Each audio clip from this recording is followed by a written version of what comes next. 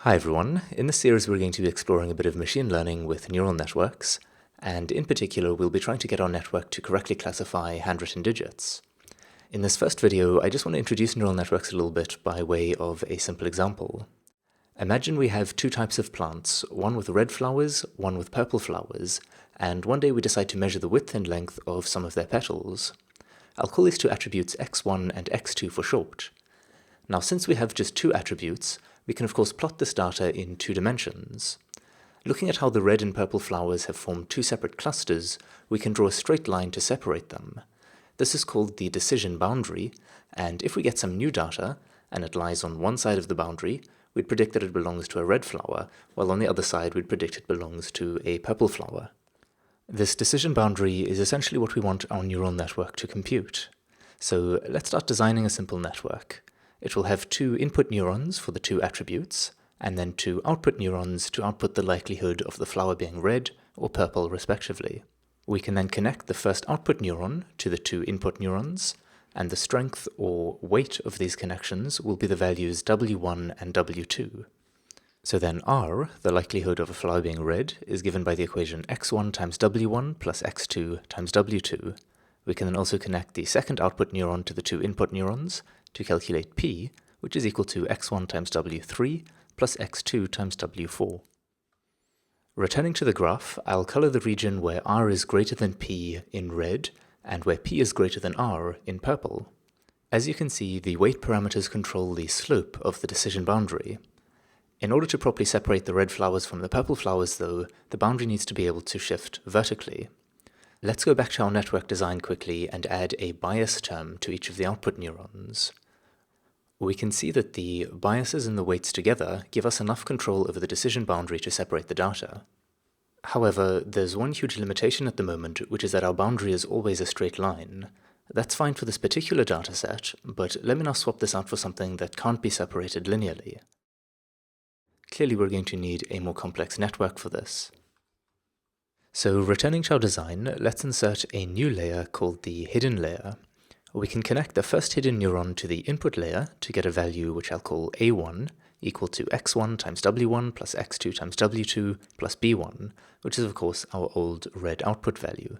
We can do the same thing for the remaining two hidden neurons to get A2 and A3. Next, we'll connect the first output neuron to the hidden layer, and this will give us an output of A1 times W7 plus A2 times W8 plus A3 times W9 plus B4, and we'll do the same thing for the second output neuron as well.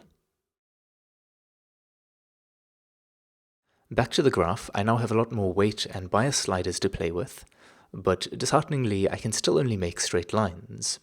This is because all we're doing with our network is adding together a bunch of linear equations, the result of which is just another linear equation.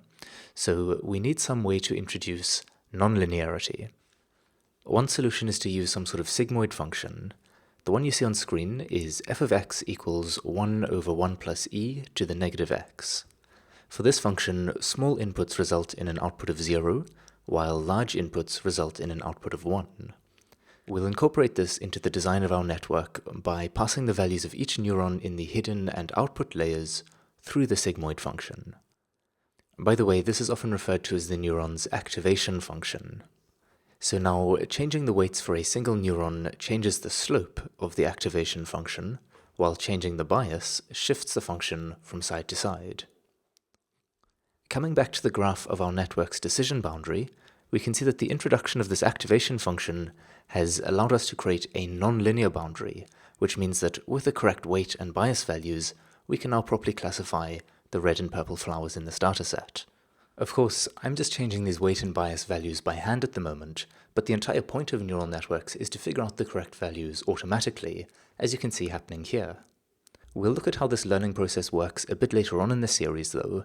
For now, the main thing to understand is how the weight and bias values determine which regions of the problem space correspond with which class, red flowers or purple flowers in this example, so that it can correctly classify new data when we don't know what class it belongs to. Remember that we're only dealing with two attributes in this example, which is why we can look at it in two dimensions. If we had a third attribute though, it's not so hard to imagine finding some decision boundary, or decision surface if you prefer, in three dimensions. with 4 or more attributes, okay, it's suddenly not so easy to imagine anymore, but the concept remains exactly the same. So I hope this video has given you, firstly, an understanding of the structure of a neural network, with its input, hidden, and output layers, along with all the weights, biases, and the activation function. And secondly, a general way of thinking about what the network is learning for classification problems in terms of this decision boundary. Next episode, we'll begin creating the network in Python. So until then, cheers.